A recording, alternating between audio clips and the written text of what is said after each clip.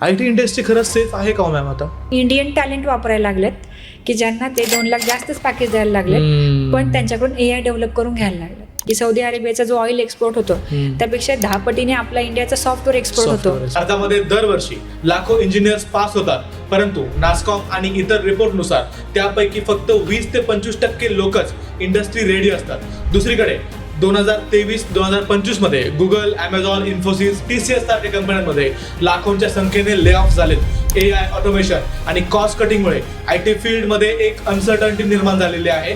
पण त्याच वेळी data science, cyber security, cloud, AI या क्षेत्रात डिमांड रोज वाढतोय. मग नेमकं IT मध्ये चाललंय काय? जॉब सिक्युरिटी आहे का? फ्रेशर्सनं काय शिकावं? 5-10 वर्षानंतर IT क्षेत्र कुठे जाणार आहे? याच सगळ्या विषयांवरच्या कटू सत्याबद्दल बोलण्यासाठी आज आपल्यासोबत आहेत सारिका मॅम. सारिका मॅम या पुणेरी पॅटर्नच्या फाउंडर आहेत. त्यांनी आतापर्यंत हजारो विद्यार्थ्यांना IT क्षेत्रामध्ये ट्रेनिंग दिलेलं आहे आणि प्लेसमेंट देखील मिळवून दिलेलं आहे. AI वापरायचा कसा हे कळलं पाहिजे. तो कॉपी पेस्टिंगसाठी नाही वापरला गेला पाहिजे.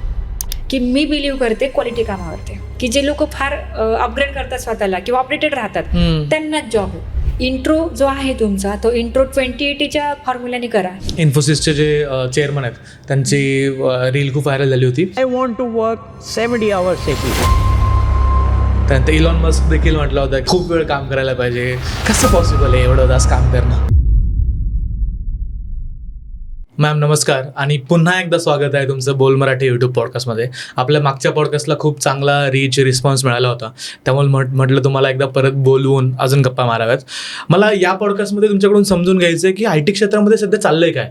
आपण पाहतो की Amazon, गुगल, मेटासारख्या कंपन्या मास फायरिंग करतायत. अजूनही TCS सारख्या कंपन्या, इन्फोसिस सारख्या कंपन्यांमध्ये फायरिंगचं प्रमाण खूप जास्त वाढलं आहे, ले ऑफचं प्रमाण खूप जास्त वाढलं आहे. तुम्ही याच्याकडे कसं पाहता? फर्स्ट ऑफ ऑल आज आपण पुन्हा भेटतोय त्याबद्दल खूप खूप आभार. आणि मला सगळ्या ऑडियन्सला सांगायला हे आवडेल की बोल मराठी या चॅनलला तुम्ही पहिलं तर सबस्क्राईब करा, कारण की बोल मराठी आणि टीम खूप एफर्ट टाकते, खूप मेहनत घेते आणि तुमच्यापर्यंत खूप चांगला कंटेंट पोहोचवते. त्यामुळे ह्या पॉडकास्टमधून तुम्हाला गोष्टी नक्की शिकायला भेटतील. पण जर तुम्ही अजूनही सबस्क्राईब केलं नसेल तर नक्की करा. चालेल. तर आपण आता प्रश्नाकडे येऊया. नक्की.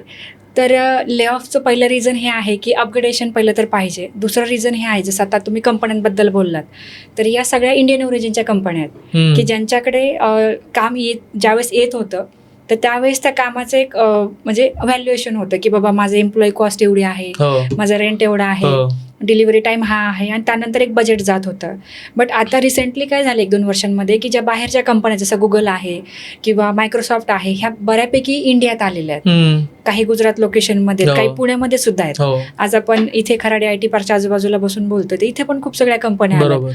म्हणजे काय झालंय की कंपन्या आधी इंडियन ओरिजिनच्या कंपन्याकडून जे कामं करून घेत होत्या तर त्या कंपन्या इथं येऊन रेंटनी राहून सुद्धा त्यांना परवडतंय. बरोबर. तर त्यामुळे त्या काय करायला लागल्यात की इथं येऊन इंडियन टॅलेंट वापरायला लागलेत की ज्यांना ते 2 लाख जास्तच पॅकेज द्यायला लागलेत, पण त्यांच्याकडून AI डेव्हलप करून घ्यायला लागलेत. आपण नेहमी ऐकतो ना सर की आज मायक्रोसॉफ्ट किंवा गुगलचा CEO जर इंडियन नसता तर कदाचित इंडियामध्येच गुगल सुरू झाले असते.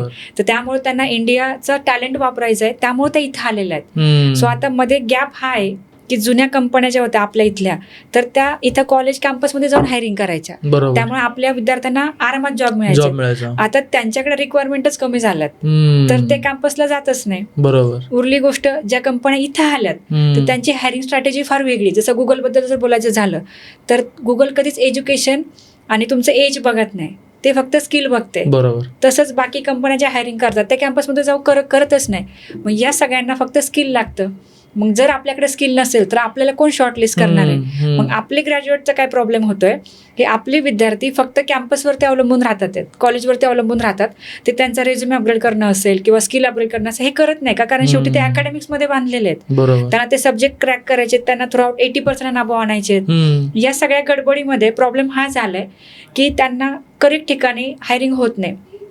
दुसरी गोष्ट, ले ऑफमध्ये जरी कंपन्या इकडे आलेल्या असतील तरी सुद्धा जी आता ऑनगोईंग कामं चालू आहेत त्याच्यामध्ये सुद्धा अपग्रेडेशन पाहिजे. जसं की मी एक एक्झाम्पल देईल, ETL टेस्टिंग, ठीक आहे, किंवा टेस्टिंगचा कुठलाही तुम्ही मॅन्युअल टेस्टिंगचा टाईप घ्या की जर फॉरेन क्लायंटला हे माहिती आहे की टेस्टिंग व्यतिरिक्त जर ऑटोमेशन किंवा RPA सारखे टूल्स आलेत तर क्लायंट काय बोलणार की मला त्या टूलवरती टेस्टिंग करून द्या. बरोबर. क्लायंट हे नाही बोलणार की तुम्ही मला मॅन्युअल टेस्टर द्या, का कारण त्याला माहिती वेळ जाणार आहे, माझा पैसा जाणार आहे आणि कुणाकडेच तेवढे पेशन्स नाहीयेत. पण जर आपण 5 वर्ष मॅन्युअल टेस्टिंगमध्ये काम करतो तर आपलं हे काम बनतं की आपण ऑटोमेशनला अपग्रेड केलं पाहिजे.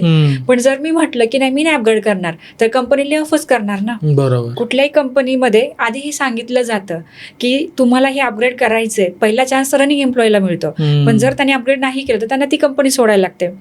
दुसरी गोष्ट अशी की ज्यावेळेस कंपनीकडे नवीन प्रोजेक्ट, जसं आता एमडॉक्सचं एक्झाम्पल मी तुम्हाला देते. एमडॉक्समध्ये काय कल्चर आहे की तुम्हाला तिथं फूड मिळेल, ट्रॅव्हल मिळेल, कन्व्हिनियन्स मिळेल, पैसा मिळेल, सगळं मिळेल, पण तुम्हाला तिथं स्किल अपग्रेडेशनला स्वतःच शिकायचे, स्वतः डिलिव्हर करायचं. तिथं तुम्हाला काहीच नाही, तिथं तुम्हाला कोणी ट्रेनर बसलेला नाहीये की जो तुम्हाला समोर बसून शिकवेल आणि मग तुम्हाला काम करायचं. हे TCS मध्ये चालतं, ते तिथं नाही चालत. मग तिथं जर तुम्हाला सगळं भेटलं तर तुमचं फोकस फक्त कामावर पाहिजे. मग त्या कामामध्ये कुठलाही क्लायंट नवीन जरी आला, काम जरी वेगळं आलं तरी तुम्हाला अपग्रेड करायचे आणि मग ते काम पूर्ण करून द्यायचे, ती जबाबदारी तुमची. सो या लेवलनी कामं चालतात. मग त्यासाठी आयदर आपण स्वतः शिकलं पाहिजे किंवा क्लासेस थ्रू शिकलं पाहिजे, हे दोनच पर्याय. बरोबर. आणि जसं की आपल्याला जनरली एखादी गोष्ट जर अवघड जाते, समजा मॅथ्स असेल तर आपण ऑब्व्हियसली क्लासेस लावतो. बरोबर. आपण असं म्हणत नाही की बाबा ठीक आहे ना मॅथ्स झालं तर चालेल, कारण 10वी-12वीचे वर्ष आपल्यासाठी महत्वाचे. तसंच जर करिअर महत्वाचं वाटतंय तर करिअरमध्ये अपग्रेड केल्याशिवाय पर्याय नाही, नाहीच अपग्रेड केलं तर ले ऑफ झाल्याशिवाय पण पर्याय नाही. बरोबर. 2 गोष्टी माझ्या लक्षात आल्या. पहिलं तर आहे की तुम्ही खूप बेसिक आणि खूप मूळ जे आहे ते सांगितलं की ज्या कंपन्या आहेत त्यांचे ऑफिसेस आपल्या इथे आलेले आहेत आणि ज्यामुळे हायरिंग जे आहे या छोट्या छोट्या कंपन्यांमधलं बंद झालं आहे, कमी झालं आहे आणि ते डायरेक्टली गुगल वगैरे मध्ये लोकांना तिथं नोकऱ्या मिळायला लागल्यात. आणि दुसरा पॅटर्न जो सगळ्यात महत्त्वाचा मला वाटतो की अपग्रेड करणं. अपग्रेड स्वतःहून जर नाही केलं तर कंपनी तिथे रिप्लेस करणार आहे दुसऱ्या व्यक्तीला. बरोबर. आता मला याला जाऊनच विचारायचं आहे की आपल्या इथे प्रॉब्लेम एवढेच नाही आहेत, अजून एक खूप मोठा प्रॉब्लेम आहे की आपले जे ग्रॅज्युएट्स आहेत जे इंजिनिअरिंग कम्प्लीट करतात. मी पण इंजिनिअरिंग कम्प्लीट केलं, मला माहिती की इंजिनिअरिंग केल्याच्या नंतर मला काय गोष्टी माहिती होत्या. लिटरली प्रॅक्टिकल नॉलेज किंवा इंडस्ट्रीचा जो एक्सपोजर असतो तो शून्य असतो, काहीच माहिती नसतं. आणि ती परिस्थिती आजही आहे. मी इंजिनिअरिंग पासआउट होऊन 8-10 वर्ष झालेत, पण आजही काही परिस्थिती चेंज झालेली नाही आहे. एका रिपोर्टनुसार 20 ते 25% इंजिनियर्स आहेत त्यांना म्हणजे ते जॉब रेडीच नसतात, त्यांना माहितीच नसतं काय की जॉब मार्केट काय. तर हा गॅप का निर्माण होतोय की इंडस्ट्रीमध्ये वेगळं चाललेलं आहे, कंपनीजमध्ये वेगळं चाललेलं आहे आणि आपलं जे एज्युकेशन सिस्टीम आहे त्याच्यामध्ये वेगळं चाललेलं आहे. हा गॅप कसा फील होणार? जर आपण एज्युकेशन सिस्टीमकडे बघितलं तर एज्युकेशन सिस्टीममध्ये सेट ऑफ सब्जेक्ट्स आहेत, ठीक आहे. ते एव्हरी सेमिस्टर आपल्याला क्लिअर करायचेत. का करायचेत? कारण आपल्याला तेवढा पर्सेंटेज पाहिजे, तेवढा CGPA पाहिजे, कारण आपल्याला इलिजिबल व्हायचंय क्रायटेरियामध्ये, ठीक आहे. सो मुलांचं टार्गेट काय राहतं की मला त्या सब्जेक्टला चांगले मार्क पडले पाहिजे, थोडक्यात काय मला तो विषय निघाला पाहिजे. त्याच्यामुळे रात्रभर जागून इंजिनियर अभ्यास करतात. बरोबर. यामुळे काय होतं की एखाद्याचं मॅथमॅटिक्स स्किल वाढतं किंवा एखाद्याचं थेरॉटिकल स्किल वाढतं, पण ॲक्च्युली कामामध्ये ज्या गोष्टी वापरायच्या त्या नसतात. त्याच्यामध्ये कदाचित मुलांचे पेशन्स किंवा त्यांचे एक थॉट प्रोसेस असेल तर ती एक वेळ कामाला येईल.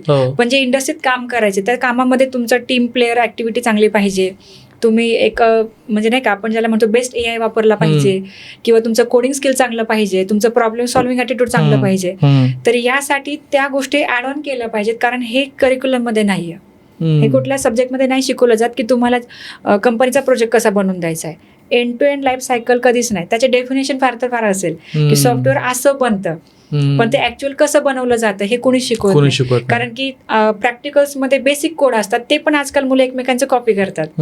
बेसिक प्रोजेक्ट असतात ते पण ग्रुपमध्ये केले जातात. त्यात जसं आपलं मागच्या वेळेस बोलणं झालं की एखादा प्रिंट करतो, एखादा स्पायरल बाइंडिंग करतो आणि एखादा 4 लोक मिळून त्याला कॉपी करतात आणि विशेष करून तोही विकत आणलेला असतो. अशी जर परिस्थिती असेल तर कशाला मग इंटरव्ह्यू क्रॅक होईल? कारण IT मध्ये जर जॉब मिळवायचा असेल तर कोडिंग यायला पाहिजे ना. बरोबर. किती नाही म्हटलं तरी विदाउट कोडिंग तुम्ही कुठलाच प्रोजेक्ट बनवू शकत नाही. आज AI वरती जरी काम करायचं असेल तरी AI वरती काम करण्यासाठी तो AI क्रिएट करता यायला पाहिजे. त्यासाठी क्रिएटिव्ह थिंकिंग पाहिजे. आपण ज्या गोष्टीचा कधी विचारच केला नाही ती गोष्ट आपण एका तासाच्या इंटरव्ह्यूमध्ये कसं काय एक्सप्लेन करू शकतो? सो त्यापेक्षा मला काय म्हणायचंय की सब्जेक्ट जरी असतील तरी सायमल्टेनियसली काय होईना क्लासेस थ्रू अपग्रेड केलं पाहिजे. कारण ॲट द एंड जर कॉलेजकडून प्लेसमेंट नाही मिळणार हे मला जर आज माहिती आहे तर मी माझी तयारी स्वतः केली पाहिजे. मला जर बेस्ट पहिलवान बनायचंय किंवा मला जर ऑलिम्पिकमध्ये खेळायचंय तर 5 वर्ष ते लोक मेहनत घेतात. त्या एका मेडलसाठी, हो आणि 5व्या वर्षी त्यांना चान्स मिळतो. बरोबर तोही जर काही सेकंडवरून जर तो लूज झाला तर पुन्हा 5 वर्ष तयारी करायला लागते. बरोबर तेवढी ते मेहनत नाही ना. आपल्याला IT मध्ये जर जॉब करायचा आहे आणि आपल्याला जर पहिल्यापासून माहिती आहे की नाही माझ्याशिवाय माझं घर चालू शकणार नाही किंवा माझ्या खांद्यावर मला ती जबाबदारी घ्यायची आहे, तर त्यासाठी आधीपासून मला बेसिक कोडिंग यायला पाहिजे. फर्स्ट इयर, सेकंड इयरला, थर्ड इयरला मला थोडे प्रोजेक्ट माझा म्हणजे ॲटलिस्ट मी माझा प्रोजेक्ट बनवेल एवढं आपण कॅपेबल पाहिजे. बरोबर. दुसरी गोष्ट कशी आहे की जे आपण म्हणतो ना प्रॉब्लेम सॉल्व्हिंग ॲटिट्यूड, की समजा 500 मुलं आहेत त्यातली 20च घेणार आहेत, मग हे 20 मुलं काय करतात, 50 क्वेश्चन हे 20 मिनिटात सॉल्व्ह करतात. मग यांच्याकडे कसा हा टॅलेंट आला, बाकीच्यांकडे का नाही? याचं एकमेव रिझन हे की कुठली गोष्ट जर आपण हातात घेतोय तर त्याच्या मुळाशी गेलं पाहिजे. समजा आपल्याला ॲप्टिट्यूडची प्रिपरेशन करायची आहे तर आपण एका टॉपिकवरती 100 तरी प्रॉब्लेम सॉल्व्ह केले पाहिजे. आपण 5 प्रॉब्लेम सॉल्व्ह करतो आणि म्हणतो माझा अभ्यास झाला, ते चुकीचं आहे. आपण पास होण्यासाठी 1 दिवस आधी अभ्यास करतो ॲज अ इंजिनियर. मग IT जॉब मिळवण्यासाठी आपण 4 महिने तर तयारी केलीच पाहिजे ना. त्याशिवाय आपण कसं काय म्हणू शकतो की मला येतं. सो मॅक्झिमम मुलांचा गैरसमज हा आहे की मला जर 80% मार्क आहे थ्रू आउट किंवा 7 आणि 8 CGPA अबोव तर मला मिळेल, हा मोठा गैरसमज आहे. कारण रिअलमध्ये जे इंटरव्ह्यूज होतात त्याच्यामध्ये प्रॅक्टिकल कोडिंग क्वेश्चन विचारले जातात किंवा ॲप्टिट्यूडमध्ये एवढं फास्ट त्यांना एक्सपेक्टेड आहे की जसं मी म्हटलं की आमचा एक स्टुडंट प्लेस झालेला आता लेटेस्टमध्ये कॅपजेमिनीला. सो त्यांना ती ॲप्टिट्यूड होती, 50 क्वेश्चन होते, त्यातले 20 यायला पाहिजे, त्याला 30 मार्क पडले आणि त्याच्यासाठी आय थिंक 20 मिनिटाचा वेळ होता. मग मी त्याला विचारलं की बाळा तुला कसं काय जमलं, बाकीच्यांना नाही जमलं तुला? तर तो बोलला की मॅम कसं होतं त्याच्यामध्ये काही पॅटर्न्स फिक्स होते, जसं की ABC A to Z हे कॅरेक्टर्स आहेत बरोबर. कॅरेक्टरला जर आपण नेमिंग केलं 1 to 3 1 to 26 आणि समजा आपल्याला ADF आलं आणि त्याचं काउंटिंग आलं तर आपल्याला ते क्विकली यायला पाहिजे, यासाठी प्रॅक्टिस करायला पाहिजे. तर मी तो एक पॅटर्नचा सॉल्व्ह करून ठेवलं. तर दुसरं होतं पझल्स. तर पझल्स बद्दल पण मी खूप प्रॅक्टिस केली होती, म्हणून मी त्या 2च गोष्टींवरती फोकस केलं आणि मला ते सॉल्व्ह झालं. आणि ते 2 वरतीच क्वेश्चन जास्त येतात का कॅपजेमिनीमध्ये? कॅपजेमिनीमध्ये हा, तर त्याच्यामध्ये माझं सॉल्व्ह होऊन गेलं. हे पण कसं झालं की ज्यावेळेस बाकीचे मुलं इंटरव्ह्यू देऊन बाहेर पडत होते त्यावेळेस मी त्यांना विचारलं की सगळे बोलत होते ना लय अवघड आहे, काय होणार नाही आपलं. इमॅजिन करा ना 400-450 मुलं आहेत, कसं काय? तर मग ते बघून पहिलं तर मुलं डिमोटिवेट होतात. दुसरी गोष्ट की हिंमत न हारता विचारलं पाहिजे की अरे काय विचारलं, चला 5 मुलं इग्नोर करतील पण 1-2 तर सांगतील ना की ह्या गोष्टीत तेवढं जरी प्रिपरेशन केलं तरी पण सिलेक्शन होऊन जातं. तर त्यामध्ये 450 मध्ये 20 मध्ये तो मुलगा आला आणि त्यानंतर शेवटी आय थिंक 9 मुलांपैकी मग तो एक होता. सो हा जो पॅटर्न आहे तर यासाठी थोडंसं ॲडिशनल तयारी केली पाहिजे जी इंडस्ट्रीत लागतं. आपण हे म्हणता कामा नये. आता माझ्याकडे स्वतः अशी इतके मुलं आहेत की ज्यांना 90% आणि अबव मार्क्स आहेत, पण जर आम्ही त्यांना आज जर सांगितलं ना की tell me about yourself, तू सांग, तर तो खूप बेसिक सांगून फ्री होतो काही सेकंड्समध्ये. हे असं नकोच आहे. आज जर मला पॅशन दाखवायचं इंडस्ट्रीबद्दल, मला जॉब हवाय, तर मी 2-3 मिनिटं एक्सप्लेन केलं पाहिजे त्या जॉबबद्दल. असं तर हा गॅप आहे. तो ॲग्रेशन दिसलं पाहिजे, ते एनर्जी दिसली पाहिजे, ते एफर्ट्स त्या बरोबर पॅशन त्या उत्तरामध्ये दिसलं पाहिजे. कारण समोरचा व्यक्ती सिलेक्ट करण्याच्या अगोदर त्याचं मेंटॅलिटी पाहणार आहे, त्याचं कम्युनिकेशन पाहणार आहे, त्याला म्हणजे स्वतःबद्दल तो किती चांगल्या प्रकारे एक्सप्लेन करू शकतोय. जर त्याला स्वतःबद्दल सांगता येत नाही तर मग जेव्हा मीटिंग्स होतील त्यानंतर तो प्रोजेक्ट्स किंवा प्रॉब्लेम्स कशा प्रकारे एक्सप्लेन करणार आहे. पण मला एक खरं सांगा, मला तुम्हाला काय वाटतं IT इंडस्ट्रीमध्ये जे काही प्रॉब्लेम्स आता सध्या दिसत आहेत, ले ऑफ्स होत आहेत, AI चा धोका वारंवार आपल्याला दिसतोय, जॉब जात आहेत मुलांचे, IT इंडस्ट्री खरंच सेफ आहे का मॅम आता? कोण म्हटलं सेफ नाही आहे? कारण की आजही मुलांना जॉब मिळतात आहेत. म्हणजे ॲज अ प्लेसमेंट टीम मी हेच सांगेल, माझ्याकडे जेवढी टीम काम करते अजूनही ओपनिंग्स आहेत. उलट आता AI ML साठी जास्त ओपनिंग्स आहेत. म्हणजे काय की कंपन्यांना असे लोक पाहिजेत की जे AI सिस्टीम्स बनवतील, डिझाईन करतील. कारण यामुळे काय होतं की डेली ऑपरेशन्स इझी होतात कुठल्याही व्यवसायाचे. आज जगामध्ये फक्त IT कंपन्याच आहेत असं नाही, बाकी N नंबर ऑफ कंपन्या आहेत की ज्यांच्या रेग्युलर ऑपरेशन्समध्ये त्या गोष्टी कामाला येणार आहेत. सो त्यासाठी त्यांना हुशार लोक पाहिजे. थोडक्यात काय की जे लोक फार अपग्रेड करतात स्वतःला किंवा अपडेटेड राहतात त्यांनाच जॉब आहे. ज्यांना IT मध्ये यायचंय पण अपग्रेड करायचं नाही, मला मेहनत करायची नाही, त्यांचं खरंच ITत काही नाही होऊ शकत. हीच रियालिटी. मी एवढंच सांगेल, मी जास्त काही सांगू शकत नाही. म्हणजे तो अगोदरचा काळ गेला, IT मध्ये गेलो, एखाद्या मोठ्या कंपनीचा एखादा सॉफ्टवेअर डेव्हलपर झालो, माझे पुढचे 15 वर्ष 20 वर्ष आता स्टेबल आहेत, काही लोड नाहीये, तो काळ गेला. गेला अगदी नाही. कारण की माझ्याकडे असेही विद्यार्थी आहेत की ज्यांना 7 to 8 इयर्सचा एक्सपिरियन्स आहे आणि ते माझ्याकडे आता अपग्रेड करायला आलेले आहेत. आणि आता त्यांच्या लक्षात आलं की अरे ह्याच्यासाठी तर काही स्कोप नाही. जेव्हा आम्ही सांगतोय मग त्यांचं ते ऍक्सेप्ट करतात की नाही ठीक आहे, आम्ही कुठेतरी अपग्रेड करायला हवं होतं. So now they are switching their technology. आता ते बदलायला लागलेत, आता युटर्न घ्यायला लागले. म्हणजे थोडक्यात काय, मी माझ्या स्टुडंटला सुद्धा सांगते की जर तुम्ही फार इझी जॉब बघायला लागलात ना, की ज्याच्यामध्ये मला काही बोलायचंच नाही, मला कोडिंग पण नाही करायचं, मला IT मध्ये जॉब द्या, तर मी त्यांना स्पष्टपणे हे सांगते की हे पॉसिबलच नाही. तुम्हाला जर IT मध्ये काम करायचं तर तुमचं कम्युनिकेशन एक्सलंटच पाहिजे आणि तुम्हाला कोडिंग आलं पाहिजे, कारण त्याशिवाय तुम्ही डिफिकल्ट प्रॉब्लेम सॉल्व्ह नाही करू शकत. पण आता कोडिंग पण AI वरती होत आहे ना.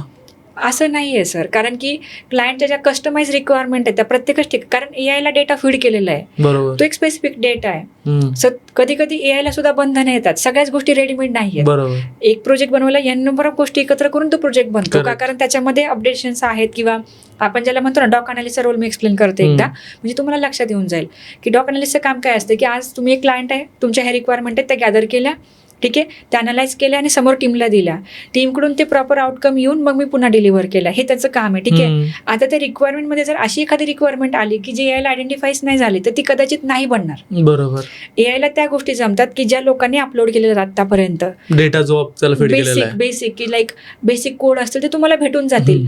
पण आज जर तुमचा डेटाबेसच मिलियन्स आहे, ज्याच्यामध्ये तुम्हाला 100 लाईनची क्वेरी लिहायची, AI देणारच नाही, तो बोलेल सॉरी, हे होऊ शकत नाही, कारण ते पॉसिबल नाही. का, कारण तसं जर असतं तर मग कंपनीने प्रोजेक्ट इंडियन लोकांना दिलेच नसते. आज आपण म्हणतो ना की सौदी अरेबियाचा जो ऑइल एक्सपोर्ट होतो त्यापेक्षा 10 पटीने आपला इंडियाचा सॉफ्टवेअर एक्सपोर्ट होतो. का, कारण आपले इंडियन्स जे आहेत, भारतीय इंजिनियर्स, ते खूप हुशार आहेत, तर ते ऑल ओव्हर वर्ल्ड आपलं सगळं सॉफ्टवेअर थ्रू काम करत असतात. सो त्याची एका दिवसात रिप्लेसमेंट होऊ शकत नाही, कारण इकॉनॉमी एकमेकांवरती अवलंबून आहे. आता जे बेस्ट AI आलेत, तर ते बेस्ट AI काही ठिकाणी ते एक्सपर्ट आहेत. आता AI म्हणजे काय असतं सर, की सेट ऑफ डेटा किंवा सेट ऑफ क्वेश्चन की जे त्याला फीड केलेत. आता हे तर अनुभवानेच येईल ना, की समजा एखादी कंपनी आहे, त्याने तो AI विकत घेतला किंवा वापरायला सुरुवात केली, तर डे बाय डे ज्यावेळेस त्यांच्या कामामध्ये काही रिक्वायरमेंट वाढतील किंवा चेंजेस येतील, तसं तसं ते अपग्रेड करणार. It takes some years to evolve. ह्याला काही वर्ष जातील, हे एका दिवसात होणार नाही. सो ॲज अ फ्रेशर मला एवढंच म्हणायचंय की AIच्या जमान्यात जर टिकून राहायचं असेल तर AI वापरायचा कसा हे कळलं पाहिजे.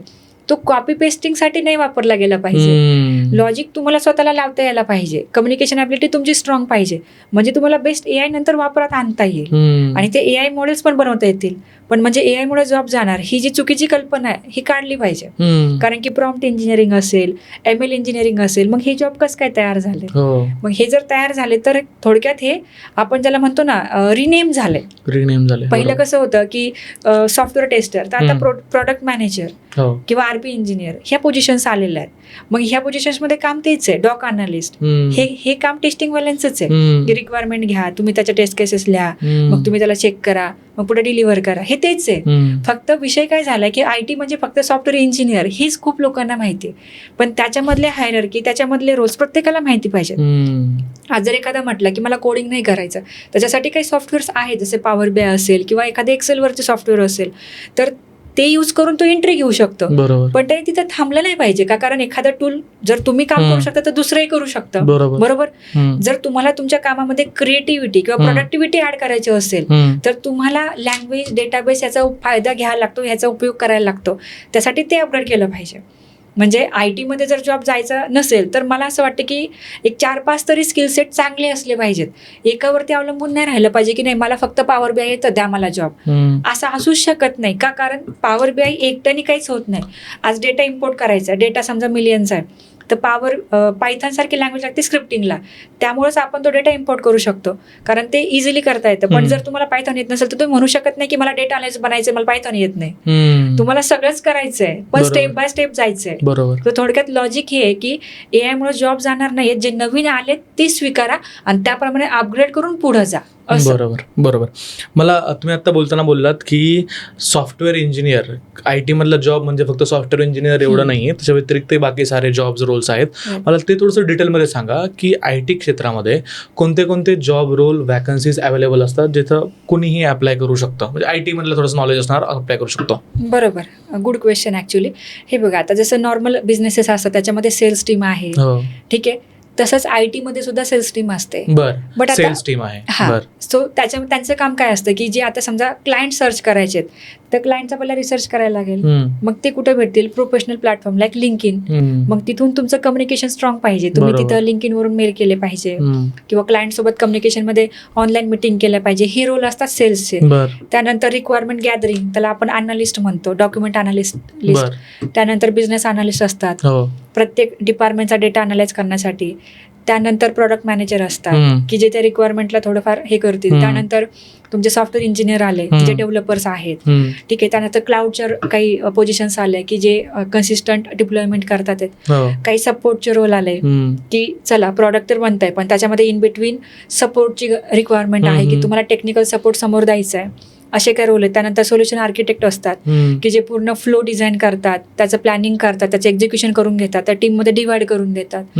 असे काही रोल असतात. त्यानंतर काही मॅनेजरियल रोल असतात हो, की ज्यांची जबाबदारी असते की तुम्ही ह्या टीमकडून ह्या गोष्टी करून घ्या. ह्या गोष्टी अशा बऱ्याच पोझिशन्स असतात. तुम्ही बोलता बोलता 7-8 तर सांगितले असतील कमीत कमी. हो, आणि अशा खूप आहेत. 7-8 वेगवेगळे रोल्स आहे Yes, याच्यामध्ये. yes. आता पण मला एक सांगा की याच्यामध्ये सगळ्यांमध्येच ITचं नॉलेज लागतं, सगळ्यांमध्येच कोडिंग लागतं प्रॉपर? सगळ्याच रोलमध्ये नाही लागत. आता बरं. समजा बिझनेस अनालिस्ट आहे, सो त्यांचं काम काय आहे की बिझनेसमध्ये जे डिपार्टमेंट्स किंवा जे काही सेक्शन्स आहेत सो त्याला अनालाइज करा. So for non example, coding पण ते अप्लाय करू शकतो? येस, नॉन कोडिंग पण असतं. बट माझं म्हणणं हे की जर रिप्लेसमेंट नको आहे, हा, तर तुम्हाला जर कोडिंग यायला पाहिजे. बरोबर. जसं की हॉटेलचा कुक, हा. मी साधं एक्झाम्पल देईल. हा, किती भारी हॉटेल असेल तरी टेस्ट शिवाय माणूस रिपीट जात. बरोबर आहे. टेस्ट मेंटेन असेल तर रिपीट जातो, हो, पण जर ती डिस्टर्ब झाली तर पुन्हा कधीच जात नाही.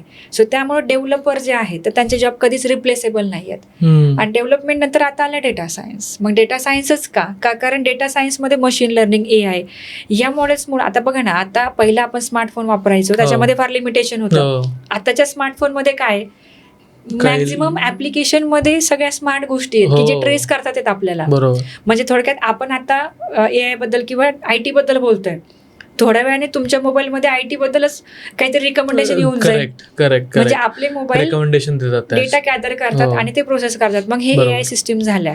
सो सांगायचं तात्पर्य हे की basically we are surrounded with the AI. Correct. AI already आलेला आहे, तो येणार आहे असं नाहीये. फक्त आपण त्याला ऍक्सेप्ट केलं पाहिजे की जर मी स्मार्ट ऍप्लिकेशन वापरू शकतो तर मी बनवू पण शकतो. त्या लेवलला थॉट प्रोसेस पाहिजे. सो मला हेच म्हणायचं आहे की सॉफ्टवेअर डेव्हलपमेंट हीच सोल आहे. याच्यामध्ये जास्त आपण केलं पाहिजे. त्यात जावा, कारण जावासाठी कसं असतं, वेबसाईट जगात कुठलाही व्यवसाय जो सुरू होईल पहिले वेबसाईट बनवतो. बरोबर. तो म्हणेल का मला iOS बनवायचं, कारण त्याच्या स्वप्नात पण नाही की माझा कस्टमर iOS वाला असेल. बरोबर. सो तो काय बोलेल की नाही मला वेबसाईट बनवून द्या, माझं काम सुरू करून द्या. हळूहळू ज्यावेळेस बजेट येईल त्यावेळेस तो बोलेल अँड्रॉइड ॲप Upgrade बनवा, करेल, हो. डेस्कटॉप ॲप्लिकेशन बनवा, त्यानंतर iOS बनवा किंवा क्रॉस OS बनवा. हे नंतर होतं, डे 1ला होत नाही. त्यामुळे मॅक्झिमम ओपनिंगच्या जावा डेव्हलपमेंटला असतात, तर हो. त्यामुळे मुलांनी तो प्रिफरन्स दिला पाहिजे. पण आताच्या जनरेशनचं काय झालंय सर की मला फार सोपं पाहिजे, पण जेवढं सोपं आहे तेवढे पॅकेजेस कमी आहेत ना. हो, सो त्यापेक्षा जर तुम्हाला हाय एंड पॅकेजेस पाहिजेत की मला सुरुवातच 4-5 लॅक्सनी पाहिजे, तर जावासारखी लँग्वेज 6-8 महिने वेळ देऊन शिकलं पाहिजे. असं नाही की बाबा, कारण की कुठल्या गोष्टीला वेळ लागतो. म्हणजे समजा बरोबर. ऍप्लिकेशन बनवायचं, तुम्हाला सगळं माहिती पाहिजे. इट टेक्स टाइम आणि तो वेळ दिला पाहिजे. त्यासाठी अर्लियर स्टार्ट केलं पाहिजे. बरोबर. आणि डेटा सायन्स पण तितकंच इम्पॉर्टंट आहे. आता समजा एखादा असं असेल की नाही मला वेळ द्यायचा आहे, एवढा क्वालिटी द्यायचा आहे की मला पुढच्या 7 वर्षात सगळे स्वप्न पूर्ण करायचे. पण त्यासाठी मग लँग्वेज तर इम्पॉर्टंट आहे, मॅथमॅटिक्स स्ट्रॉंग पाहिजे, डेटाबेस पण स्ट्रॉंग पाहिजे. मॅथमॅटिक्स पण स्ट्रॉंग पाहिजे. एक्झॅक्टली, कारण कॅल्क्युलेशन्स आहेत ना ॲट द एंड. हे नीडेड आहे, हे मॅन्डेटरी आहे. सो ज्याचे कॅल्क्युलेशन चांगलेत त्याला नंतर चॅटबॉट असतील किंवा अल्गोरिदम्स किंवा मॉडेल्स आपण जे म्हणतो AIचे ते खूप इझिली बनवता येतात. सो त्यामुळे ज्यांना इंटरेस्ट आहे की नाही मला डेटा सायन्समध्येच जायचं आहे किंवा डेटा सायन्सचे मी बेस्ट अल्गोरिदम्स लिहू शकतो, त्यांना खूप चांगला पगार भेटतो. सो त्यामुळे मला असं म्हणायचं की हायेस्ट अर्निंग फील्ड असेल तर ती AI आहे, पण त्याच्यासाठी डेटा सायन्स शिकायला लागतं. बरोबर. आणि त्याच्याही आधी डेटा अनालिस्ट येतात जे की इझी आहे, त्याने Easy एंट्री आहे. घेऊ शकतात मुलं, नंतर अपग्रेड करू शकतात असं. सो डेटा अनालिस्टने एंट्री घ्यायची, नंतर पुढे डेटा सायन्स शिकायचं, जेणेकरून Exactly. हायर पॅकेज त्यांना मिळू मिळू शकतं. शकतं. आता पॅकेज रिलेटेडच मला एक विचारायचं तुम्हाला की आपण काही ठिकाणी पाहतो, काही कॉलेजेसमध्ये काही विद्यार्थ्यांना 10-15 हजारापासून काम करावं लागतं आणि काही ठिकाणी 10 लाख 15 लाखाचं पण पॅकेज मिळतात लोकांना. पण हा डिफरन्स खूप मोठा असतो. म्हणजे कुठे 10,000 महिन्यावरती काम करतो आणि कुठे 1-1.5 लाख रुपये महिन्याला पगार फ्रेशर घेत आहेत आणि हेही घेणारे मुलं आहेत. तर हा डिफरन्स का आहे आज इंडस्ट्रीमध्ये? पहिलं तर मी तुम्हाला हेच रिकमेंड करेल सर, की ज्या मुलांना जास्त पॅकेजेस मिळालेत त्यांचे इंटरव्ह्यू जनरली येतात न्यूजवरती. हो, येतात. सो त्या इंटरव्ह्यूमध्ये आपण फक्त एवढंच बघतो की त्याला 15 लाखाचं पॅकेज मिळालं. आपण त्याची स्टोरी बघितली पाहिजे, कारण मला ती महत्त्वाची वाटते. मी आज कुठल्याही व्यक्तीची ज्यावेळी सक्सेस स्टोरी बघते ना, मी हे बघत नाही की तो 1000 कोटीचा मालक आहे, ते डिफॉल्ट आहे. पण त्या 1000 कोटींसाठी त्यांनी किती फेल्युअर सहन केले आणि त्याला किती वर्ष लागलेत हे मी पहिलं पाहते. तर हे करत असताना माझ्या हे लक्षात आलं की ज्या विद्यार्थ्यांना CR मध्ये किंवा मॅक्झिमम लाखोंचे पॅकेज मिळतात त्यांची नंबर ऑफ कोडिंग जे असतात, प्रॉब्लेम सॉल्विंग जे नंबर ऑफ काउंट जो असतो तो खूप मोठा असतो. म्हणजे एका मुलाच्या स्टोरीमध्ये त्याने सांगितलं होतं की मी 450 प्रॉब्लेम सॉल्व्ह केले होते, त्यामुळे मला माझ्या इंटरव्ह्यूमध्ये जे काही विचारलं गेले ते मला नवीन वाटलंच नाही. 450 प्रॉब्लेम त्याने सॉल्व्ह केले होते. हो. आणि असे ऑन अन ॲव्हरेज मुलं किती प्रॉब्लेम सॉल्व्ह करतात का प्रॉब्लेम सॉल्व्ह? काही करतात ना. म्हणजे समजा आज मी कॉलेजला गेलो, ठीक आहे, तर कॉलेजमध्ये ना कंटिन्युअस लगातार लेक्चर नसतात. हो. एखाद दुसरा ब्रेक असतो. बरोबर. त्या ब्रेकमध्ये सुद्धा काही मुलं अभ्यास करताना मी बघितलेत. म्हणजे फार दूर जायची गरज नाही सर. परवा आमची एक मुलगी प्लेस झाली, पूनम म्हणून, बारामतीची. त्या मुलीला मी म्हटलं की अरे परवा दिवशी आपण HR राऊंड घेतला तर त्यावेळेस तुला लास्टचे 3 क्वेश्चनचे आन्सर तर आले पण नाही का, तू कसं काय क्लिअर केला तो इंटरव्ह्यू? तर मला बोलली मॅम मला जायचं होतं बानेरला, मी राहते हडपसरला. तर मी जशी बसमध्ये बसले ना, मी जाईपर्यंत 1-1.5 तास फक्त HR राऊंडचाच रट्टा मारत होते जाईपर्यंत. म्हणजे जस्ट इमॅजिन की 8 प्रश्न आहेत तुमच्याकडे आणि तुमच्याकडे 1.5 तास वेळ आहे. तर जस्ट इमॅजिन करा की 10 ते 15 मिनिटाचा वेळ लागतो आपल्याला. किती वेळा त्या मुलीने प्रॅक्टिस केली असेल. बरोबर. तर ज्यावेळेस मी तिथं गेली, मला विचारलं गेलं, मला सेम क्वेश्चन विचारले, मला वाटलंच नाही की ते मी फर्स्ट टाइम सांगते. मला ते इझिली निघून गेले. So she got selected as a consultant, business consultant. म्हणजे ज्या मुलांना इथे नॉर्मली बोलता नाही येते तर त्यांना असं जज केलं जातं की यांचं इथंच काय नाही तर पुढं काय होईल. माझा पॅटर्न तो नाही आहे. माझा पॅटर्न खूप सिम्पल आहे की तुम्ही जर बेसिक पायथॉनचा एक उप्स कॉन्सेप्ट जरी समजून घेतला ना आज, तर तुम्ही 100 प्रॉब्लेम सॉल्व्ह केले पाहिजेत. बोलायला किंवा बघायला खूप हसण्यासारखी गोष्ट आहे, पण ही रियालिटी आहे की ज्या वेळेस तुम्हाला उप्स कॉन्सेप्ट विचारले जातात ना, तुम्ही फक्त सांगता की मल्टिपल इनहेरिटन्स अलाउड नाही. पण का नाहीये? तुमच्याकडे काय एक्झाम्पल आहे? तुम्ही किती ब्युटिफुली कोड करून एक्सप्लेन करताय, हे कोणालाच जमत नाही. सो आपलं प्रिपरेशन त्या लेवलचं असण्यासाठी आपल्याला छोटी जरी गोष्ट शिकवली तरी त्याचे 50 तरी प्रॉब्लेम आपण सॉल्व्ह केले पाहिजे, तेव्हा CR किंवा लाखांचं पॅकेज मिळतं. बरोबर. पण आपण काय करतो, आपल्याला शिकवलं आपण तेच पुन्हा बघतो, तेच रेकॉर्डिंग किंवा तोच पॅटर्न पुन्हा फॉलो करतो, पण आपण त्यावरचे क्वेश्चनच सॉल्व्ह करत नाही. बरोबर. सो ते करणं गरजेचं आहे. सो जे मुलं त्यांचा पुरेपूर टाइम युटिलाइज करतात, ब्रेक्समध्ये सुद्धा प्रिपरेशन करतात, बसमध्ये पण करतात. मला एक मुलगा बोलला मॅम लॅपटॉपची बॅटरी डाऊन होते, चार्जर आहे का? मी म्हटलं तुला इथे यायला किती वेळ लागतो कोथरूडवरून? तर बोलला 1-1.25 तास. तू बॅटरी रिप्लेस कर ना. म्हटलं 1000 रुपयाची तू जर बॅटरी रिप्लेस केली ना तर तुला ना 1.25 तास अभ्यास करायला मिळेल बसमधून जाता जाता. मग तू तो वेळ का खर्च करतोस? बरोबर. एवढा लांब येतो, 1.25 तास खर्च करून एवढा लांब जातोस. 2-2.5 तास जर तू लॅपटॉप मांडीवर घेऊन जर तू बघत बसला, कोड सॉल्व्ह करत बस किंवा जे काही तू करत बसला, व्हॅल्यू ॲड करेल ना. बरोबर. तर हा डिफरन्स आहे सर, की काही मुलांना 15,000 मिळतात पण ते 15,000 वरती लाईफ टाईम नाही राहत. IT मधलं पॅकेज हे वाढतं स्किलनुसार. तर 15,000 देते म्हणजे कंपनीत आज तुम्हाला जज करते, म्हणजे त्यांनी तुम्हाला ऍटलीस्ट संधी दिली आहे, त्याचं सोनं करायचं तुमच्या हातात आहे. सो त्यांना प्रूव्ह करा ना की जर 6 महिन्याचं प्रोबेशन आहे तर तुम्ही 3 महिन्यावर पण आणू शकता. आज कुठल्या कंपनीला चांगला एम्प्लॉय नकोय, सगळ्यांनाच हवंय. मग त्यासाठी जर संधी मिळाली 15,000 तर त्याचं सोनं करणं आपलं काम आहे. पण बऱ्याच मुलांना असं वाटतं की 15,000 जर करायचं तर दुसऱ्या नॉन IT मध्ये का बरं नाही का?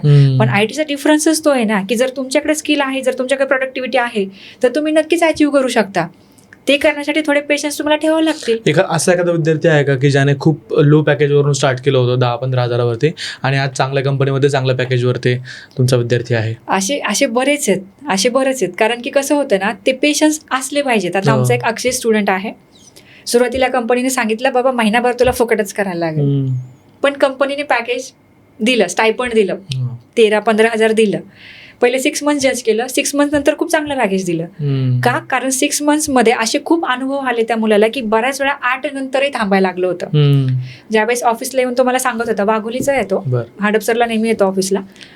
तर मला त्यांनी खूप वेळा सांगितलं की मॅम, मी म्हटलं एक काम कर ना अक्षय, तू ना आता अपग्रेड करून घे डेटा सायन्सला, तुला फक्त DAचंच येतं, तू करून घे, मी तुला पुढचे कॉल देते. तर बोलला मॅम काय सांगू ना, कधी कधी 9 पण वाजतात. मी म्हटलं अरे तुम्ही तर आता जे 6 महिने झाले काम करताय, तरी कसं? नाही मॅम तसं नाही, करायला लागतं. मग मला सांगा, हा जो मुलगा आहे ज्यांनी पहिल्या 6 महिन्यात एवढ्या बाउंड्रीच्या बाहेर जाऊन काम केले, ती कंपनी त्याला का सोडेल? बरोबर. का नाही चांगलं पॅकेज येणार? तर हा आपला कॉल आहे की जर मला जास्त पॅकेज मिळवायचे तर मी बाउंड्रीच्या बाहेर गेलं पाहिजे. कंपनीजला एनिवेज कोणाला पण द्यायचे. आज कुठल्या ऑर्गनायझेशनमध्ये मल्टिपल हायरार्कीचे लोक असतात, एखाद्याला जास्त पगार एखाद्याला कमी असतात. मग जर तुमच्या शेजारी जर 40,000 पगार कमवणारा बसलाय, तर हे बघा ना, तो काय प्रोडक्टिव्हिटी करतोय, ऍड करतोय, कंपनीला काय व्हॅल्यू ऍड करतोय. बरोबर. तुम्ही करू शकत नाही का? कारण तुमच्याकडे तेवढं नॉलेज नाही. मग ते गेन करा. मी काही असे पण मुलं बघितलेत की जे इव्हिनिंगला ऑनलाईन क्लास करतात, दिवसभर काम करतात. काही मुली किंवा मॅरिड लेडीज, मी अशा माझ्या क्लासचे विद्यार्थ्यांनी अशा बघितल्यात की ज्या मॉलमध्ये CCD मध्ये जॉब करतात आणि क्लास पण करतात आणि अभ्यासही करतात आणि जॉब मिळून IT मध्ये प्लेस होऊन पण जातात. मग ह्यांच्याकडे मोटिवेशन कुठून येतं? आज आपल्याला आपले पॅरेंट्स एवढं चांगली डिग्री शिकवतात, एवढं चांगलं आपल्याला लाईफ देतात. बरोबर. आणि आपण म्हणतो की मला अभ्यासही नाही करायचा. सो मग मला असं वाटतं की त्या लेडीज बऱ्या की ज्या इथं येतात, पुण्यामध्ये राहतात, 20-22 हजार त्यांना पगार भेटतो, काय असेल त्यांचं काम ते 2-3 महिने करतात, तेवढ्या पैशात ते राहतात, खातात, क्लासही करतात आणि IT मध्ये प्लेसही होतात. हे 2 एक्झाम्पल आहेत, याच्यापेक्षा जास्त आहेत. बरोबर. ही रनिंग सगळा मला असं वाटतं की सगळा जो खेळ आहे तो माइंडसेटचा आहे. तुम्ही स्वतःला कसं पाहता, तुम्ही किती एफर्ट्स घ्यायला रेडी आहात, तुम्ही किती अपग्रेड करायला रेडी आहात. म्हणजे आज हे सगळ्यांनी मला असं वाटतं शिकलं पाहिजे या पॉडकास्टमधून की जर तुम्हाला IT मध्ये जॉब करायचा असेल तर तुम्हाला हातपाव मारावेच लागतील, त्याशिवाय तुम्ही सर्व्हाइव्ह करू शकत नाही. तुम्हाला एफर्ट्स घ्यावे लागेल, मेहनत घ्यावी लागेल, भले तुम्ही इंटर लेवलवरती असा किंवा तुम्हाला 10 वर्षाचा एक्सपिरियन्स का असे ना. बरोबर बरोबर बरोबर. मला पुढचा प्रश्न तुम्हाला असा विचारायचा आहे की वर्क लाईफ बॅलन्स. इन्फोसिसचे जे चेअरमन आहेत त्यांची रील खूप व्हायरल झाली होती की 18 तास काम करायला पाहिजे पोरांनी. त्यानंतर इलॉन मस्क देखील म्हटलं होतं की खूप वेळ काम करायला पाहिजे, 15 तास 16 तास काम करायला पाहिजे दिवसभरातून. कसं पॉसिबल आहे एवढं तास काम करणं? तुमचा टेक काय याच्यावरती? एक व्यक्ती म्हणून मला ह्या गोष्टीकडे बघताना काय वाटतं ना सर, की 2 गोष्टी आहेत. पहिलं तर एम्प्लॉई एक गोष्ट आहे आणि दुसरं आहे ओनर. बरोबर. आता हे जे 2 लोक तुम्ही डिस्कस करताय, हे दोन्ही पण ओनर आहेत. बरोबर. मी पण ओनर आहे. मी तर 16 तास करते. हो. ठीक आहे. मग काय झालं की एक ओनरला ओनरची गोष्ट पटली. हो. ठीक आहे, मला पटते. कारण की कोणीतरी बोललंय ना की 8 तास काम करा तर तुम्ही पोट भरणार, 12 तास काम करणार तर तुम्ही लक्झरियस लाईफ जगणार, 16 तास करणार तर तुम्ही रूल करणार, म्हणजे तुम्ही त्या पोझिशनला असणार. हे ट्रू आहे, राईट? बरोबर. त्या हिशोबाने ते चुकीचे असं मला अजिबात नाही म्हणायचं, पण मला सपोर्टही नाही करायचा. त्याचं रिझन हे की मी बिलीव्ह करते क्वालिटी कामावरती, की भले तुम्ही 2च तास करा पण एवढी क्वालिटी द्या की समोरचं तुम्हाला काहीच नाही बोलू शकणार. काम करून, मी माझ्या टीमला पण सांगते, काम करून बसा, पण विनाकारण दिवस भरवण्यासाठी बसू नका. बरोबर. काही असे पण ओनर्स आहेत, असे पण डिरेक्टर्स आहेत की जे प्रोडक्टिव्हिटीवरती किंवा क्वालिटीवरती बिलीव्ह करतात, ते आवर्स वरती करत नाही. कारण की आवर्स म्हटलं की ते वेगळ्या लेवलचं काम येतं. बरोबर. आता तसं राहिलेलं नाही. आता प्रोडक्टिव्ह किंवा क्रिएटिव्ह कामं करणारे लोक पाहिजेत. तर मला असं वाटतं ती प्रोडक्टिव्हिटी किंवा क्रिएटिव्हिटी ऍड होण्यासाठी तेवढं स्किल किंवा त्याला आपण जे म्हणतो अपडेटेड नॉलेज किंवा AI टूल्स मॅक्झिमम यायला पाहिजेत. की आता समजा मला एखादी पोस्ट बनवायची तर मी AI टूलचा वापर केला, मी अजून क्रिएटिव्ह बनवली. बरोबर. किंवा माझं पहिलं व्हर्जन हे एवढं खास नव्हतं तर माझं आता दुसरं व्हर्जन खूप बेटर आहे, का कारण मी एफर्ट टाकले. तर मी त्याच्यावरती बिलीव्ह करते. सो 70 तास काम करा किंवा 100 तास काम करा याच्यावरती मी बिलीव्ह करत नाही. पण हा एक गोष्ट आहे की आपल्याला आपल्या लाईफमध्ये जर सेट व्हायचंय तर पहिले 3 वर्ष न थांबता काम केलंच पाहिजे. पहिले 3 वर्ष खूप महत्वाचे आहेत. म्हणजे आपण बघतो ना सर, कुठले क्रिएटर जर असतील तर त्यांना आपण 1000चा फॉर्म्युला लावतो. काय बोलतो, 1000 कंटेंट जे आहे ते कन्सिस्टंटली पोस्ट झालंय. कुठले तुम्ही फेमस युट्यूबर घ्या, रील स्टार घ्या, आणि ते त्यांच्या जर्नीतून एकच गोष्ट कॉमन सांगतात, काय, कन्सिस्टन्सी. आणि ते पण 3 वर्षांचे. मी तेच सांगेल की ऍज अ फ्रेशर पहिले 3 वर्ष जर तुम्ही कन्सिस्टंटली एफर्ट टाकताय तर तुम्ही डेव्हलप झाल्याशिवाय राहणार नाही. ते तुम्हाला पुढं 15 वर्षांची व्हॅल्यू ऍड करून देते. पण पहिले 3 वर्ष मला काही जबाबदारी नाहीये किंवा मला घ्यायचीच नाहीये म्हणून जर अंग झाडलं तर तुम्ही 3 वर्षात 30 जॉब चेंज कराल, ज्यामुळे तुमची प्रोफाईल एवढी खराब होईल की नंतर कोणी जॉब देणार नाही. पण जो एम्प्लॉई 3 वर्ष एखाद्या कंपनीत टिकून राहिलाय तर त्याला पुढच्या 30 कंपन्या ऑफर देतील. बरोबर. की बाबा तू माझ्याकडे ये, आणि डबल ट्रिपलचं पॅकेज देखील ऑफर करतील. लिटरली 60% देतात, 60% सुरुवात तिथून आहे. हाईट खूप जास्त आहे पुढे जाऊन. तर मला तेच सांगायचंय की पहिले 3 वर्ष एवढे एफर्ट टाका, बघू नका घड्याळाकडं. असे लोक काय बोलतात तो त्यांचा भाग आला, पण आज जर मी एज्युकेशन घेतलं, मी काम केलं, तर माझ्या जीवनात व्हॅल्यू ॲड होणार आहे. हो. लोकांना फरक पडत नाही. आणि प्रत्येक कंपनीचे जे ओनर्स आहेत ते त्यांच्या टेंडन्सीनुसार, सायकोलॉजीनुसार त्या गोष्टी डिझाईन डेव्हलप झालेल्या हो. असतात. माझी सायकोलॉजी एकच सांगते की तुम्ही क्वालिटी ॲड करा क्वालिटी काम तुमच्या करा. कामामध्ये. मॅटर हे करत नाही की तुम्ही दिवस भरवा. त्यासाठी ट्रॅकिंग सिस्टीम असतात की समजा आता इन्फोसिसचे नारायण मूर्ती बोलतात हो. की एवढं त्याच काम करायला पाहिजे. मी म्हणते माझ्या सिस्टीमनुसार आणि ऑपरेशन्स एवढ्या स्ट्रॉंग आहेत की मी नसताना पण काम चाललं पाहिजे बरोबर. आणि ते तेवढ्याच क्वालिटीचं चाललं पाहिजे. हे असलं तर कदाचित तुम्हाला ते बंधन घालायची गरज नाही पडत. करेक्ट असं. करेक्ट. मला एक याला जोडूनच पुढचा प्रश्न असा विचारायचा आहे, हे जे क्वालिटी काम करा तुम्ही म्हणतायत, पण ते क्वालिटी काम करण्यासाठी काही स्किल सेट देखील पाहिजेत. ते स्किल सेट असले तरच ते काम क्वालिटी होणार आहे. तर मला तुम्ही आत्ता काही असे स्किल सेट सांगू शकाल की हे स्किल सेट प्रत्येक IT इंजिनियरला, IT प्रोफेशनलला असल्याच पाहिजेत, 5-6 स्किल सेट्स. पहिलं स्किल सेट तर इंग्लिश कम्युनिकेशन फार फ्लुएंट पाहिजे. इंग्लिश आणि कुठेही म्हणजे तुमच्यासमोर 4 इंटरव्ह्यूर असू द्या, 5 असू द्या, 2 असू द्या, तुम्हाला बोलता यायला पाहिजे. प्रॉब्लेम काय आपल्या लोकांचा की बोलतात सगळीकडे, पण ज्यावेळेस इंटरव्ह्यू असतो तर त्यावेळेस ते एक्सपिरियन्स्ड असतात, तर इतकं बँड वाजते की मी ब्लँक झालो. मी तर म्हणते ब्लँक होणं हा एक्सक्यूज आहे, ते देऊच नका. ही पहिली क्वालिटी पाहिजे. दुसरी क्वालिटी, एखादा कन्सेप्ट जो तुम्हाला इंटरव्ह्यूमध्ये सांगायचा आहे तर तो तुमचा एवढा प्रॉपर पाहिजे. जसं की फॉर एक्झाम्पल जर तुम्हाला व्हेरिएबल काय एक्सप्लेन करायचं आहे तर तुम्ही काय केलं पाहिजे की तो वाचलं पाहिजे, पहिलं तर ती कन्सेप्ट वाचली पाहिजे, नंतर लिहिली पाहिजे आणि मग बोलली पाहिजे. दिस इज द पॅटर्न. जो व्यक्ती हा पॅटर्न फॉलो करतो त्याला जनरली तो कन्सेप्ट एक्सप्लेन करता येतो समोर.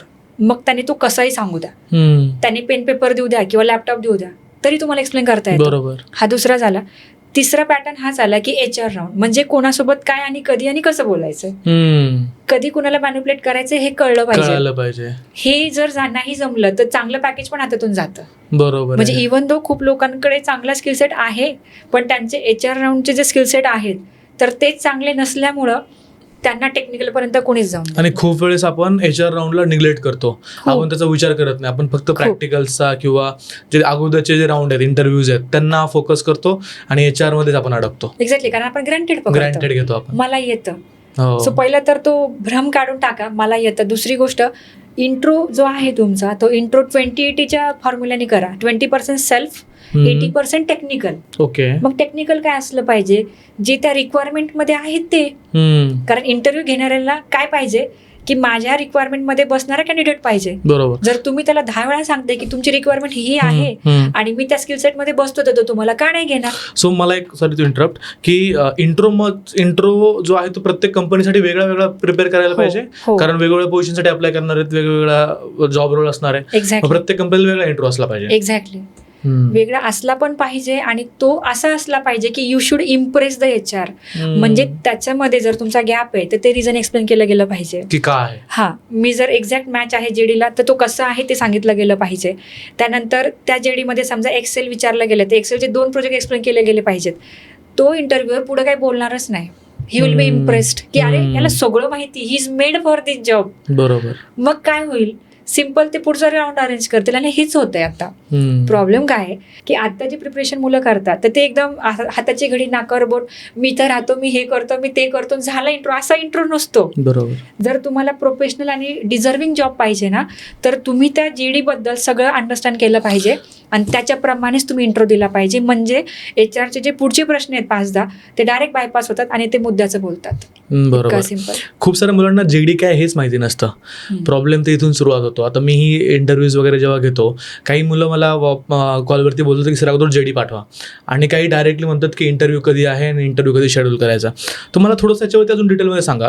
आता पॉडकास्ट पाहणारे काही आपले स्टुडंट्स असतील, पेरेंट्स असतील, त्यांनी स्वतःला इंटरव्ह्यूसाठी कसं प्रिपेअर केलं पाहिजे, JD पाहून काय काय गोष्टी आपण समजू शकतो, मग कसे प्रोजेक्ट्स आपल्याला ते दाखवता येतील, कशा स्किल सेट आपल्याला त्याच्या अकॉर्डिंगली दाखवता येतील, रिझ्युमेमध्ये JDच्या अकॉर्डिंगली कसा चेंज करायला पाहिजे आणि इंट्रोमध्ये काय गोष्टी ॲड करायला पाहिजेत JDवरनं. बरोबर.